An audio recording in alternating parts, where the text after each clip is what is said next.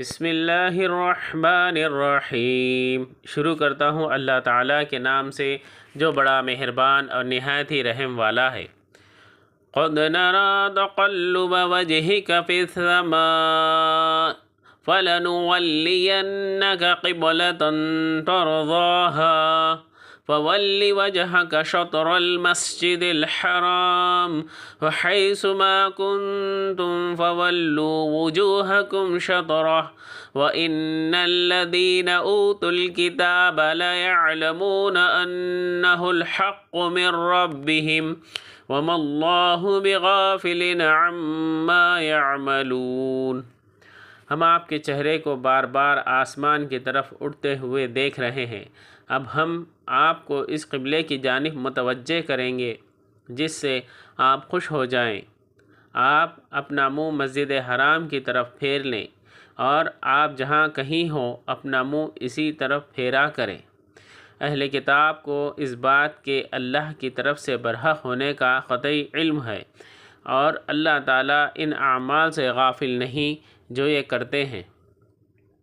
جب بیت المقدس کو قبلہ بنایا گیا تو حضرت صلی اللہ علیہ وسلم کو یہ اندازہ تھا کہ یہ حکم عارضی ہے، اور چونکہ بیت المقدس کے مقابلے میں زیادہ قدیم بھی تھا اور اس سے حضرت ابراہیم علیہ السلام کی یادیں بھی وابستہ تھیں، اس لیے آپ کی طبی خواہش بھی یہی تھی کہ اسی کو قبلہ بنایا جائے۔ چنانچہ حضرت صلی اللہ علیہ وسلم قبلے کی تبدیلی کے انتظار اور اشتیاق میں کبھی کبھی آسمان کی طرف منہ اٹھا کر دیکھتے تھے۔ اس آیت میں آپ کی اسی کیفیت کو بیان کیا گیا ہے، یعنی اہل کتاب اچھی طرح جانتے ہیں کہ قبلے کی تبدیلی کا جو حکم دیا گیا ہے وہ بالکل برحق ہے۔ اس کی ایک وجہ تو یہ ہے کہ وہ لوگ حضرت ابراہیم علیہ السلام کو مانتے تھے، اور یہ بات تاریخی طور پر بھی ثابت تھی کہ انہوں نے اللہ تعالیٰ کے حکم سے مکہ مکرمہ میں کعبہ تعمیر کیا تھا، بلکہ بعض مورخین نے خود تورات کے دلائل ثابت کیا ہے کہ حضرت ابراہیم علیہ السلام کی تمام اولاد بمشمول حضرت اسحاق علیہ السلام کا قبلہ کعبہ ہی تھا۔ اس کی تحقیق کے لیے دیکھیے مولانا حمید الدین فراہی کا رسالہ ذبیح کون ہے، صفحہ نمبر 35 تا 38۔ اہل کتاب کے مختلف صحیفوں میں خانہ کعبہ کے سب سے آخری نبی کا قبلہ ہونے کی واضح اشارے موجود ہیں، اس لیے اس کا برحق ہونا انہی یقینی طور پر معلوم تھا، مگر ان کا نسلی غرور و حسد حق قبول کرنے میں رکاوٹ بن گیا۔ وَلَئِنْ أَتَيْتَ الَّذِينَ أُوتُوا الْكِتَابَ بِكُلِّ آيَةٍ مَا تَبِعُوا قِبْلَتَكَ وَمَا أَنْتَ بِتَابِعٍ قِبْلَتَهُمْ وَمَا بَعْضُهُمْ بِتَابِعٍ قِبْلَةَ بَعْضٍ وَلَئِنِ اتَّبَعْتَ أَهْوَاءَهُمْ مِنْ بَعْدِ مَا جَاءَكَ مِنَ الْعِلْمِ إِنَّكَ إِذًا لَمِنَ الظَّالِمِينَ۔ اور آپ اگرچہ اہل کتاب کو تمام دلیلیں دے دیں لیکن وہ آپ کے قبلے کی پیروی نہیں کریں گے، اور نہ آپ ان کے قبلے کو ماننے والے ہیں اور نہ یہ آپس میں ایک دوسرے کے قبلے کو ماننے والے ہیں، اور اگر آپ باوجود یہ کہ آپ کے پاس علم آ چکا پھر بھی ان کی خواہشوں کے پیچھے لگ جائیں تو بالیقین آپ بھی ظالموں میں سے ہو جائیں گے۔ یہودی بیت المقدس کو اپنا قبلہ مانتے تھے اور عیسائی بیت اللحم کو، جہاں حضرت عیسیٰ علیہ السلام پیدا ہوئے تھے۔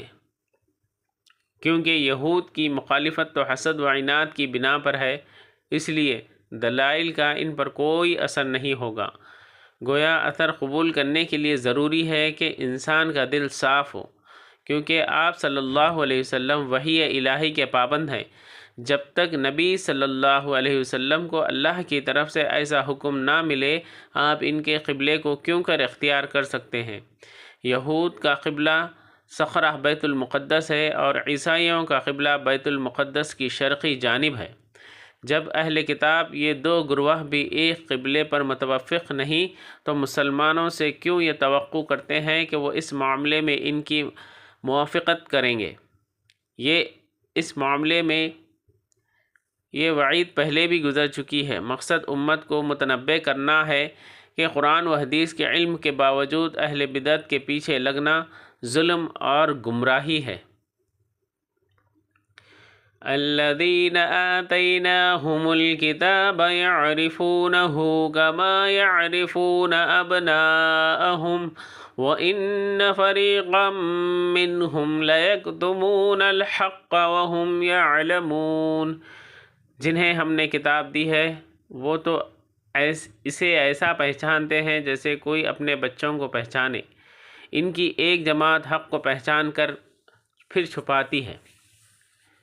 اس کے یہ معنی بھی ہو سکتے ہیں کہ یہ لوگ کعبے کے قبلہ ہونے کے خوب اچھی طرح جانتے ہیں، جیسا کہ اوپر گزرا، اور یہ معنی بھی ممکن ہے کہ یہ حضرت صلی اللہ علیہ وسلم کو اچھی طرح پہچانتے ہیں کہ یہ وہی رسول ہیں جن کی خبر پچھلے انبیاء اکرام کے صحیفوں میں دی جا چکی، لیکن ضد کی بنا پر ان کے حقائق کو تسلیم نہیں کر رہے ہیں۔ یہاں اہل کتاب ایک فریق کو حق چھپانے کا مجرم قرار دیا گیا ہے، کیونکہ ان میں ایک فریق عبداللہ بن سلام رضی اللہ عنہ جیسے لوگوں کا بھی تھا، جو اپنے صدق و اخلاص کی وجہ سے مشرف و اسلام ہوئے تھے۔ الحق من ربک فلا تکونن من الممترین۔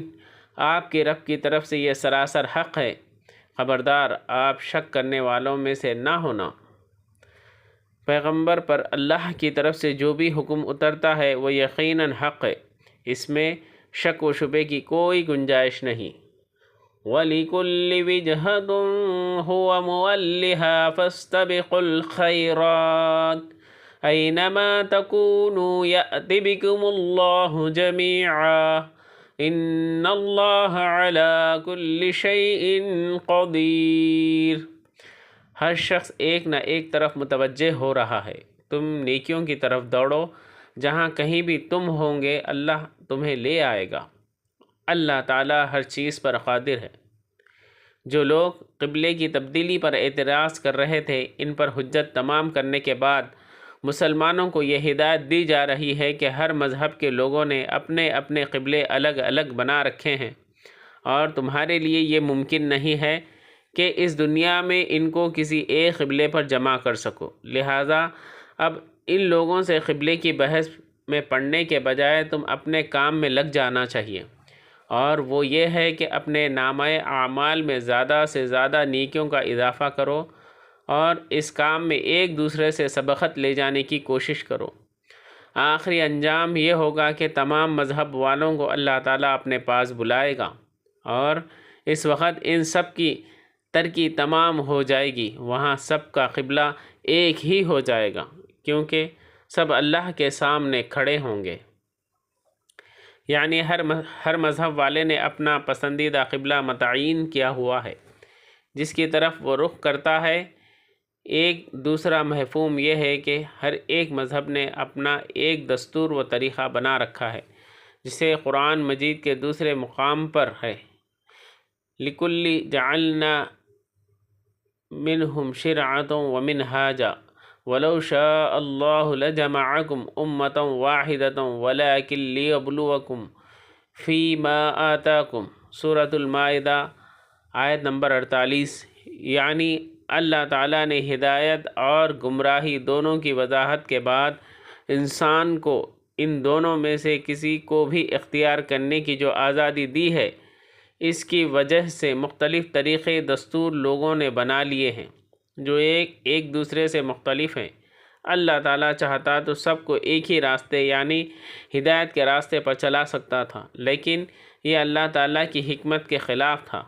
اختیار دینے سے مقصود ان کا امتحان ہے، اسی لیے اے مسلمانوں، تم تو خیرات کی طرف سبقت کرو، یعنی نیکی اور بھلائی ہی کے راستے پر گامزن رہو، اور یہ وحی الہی اور اتباع رسول صلی اللہ علیہ وسلم کا راستہ ہے، جس سے دیگر مذاہب کے لوگ محروم ہیں۔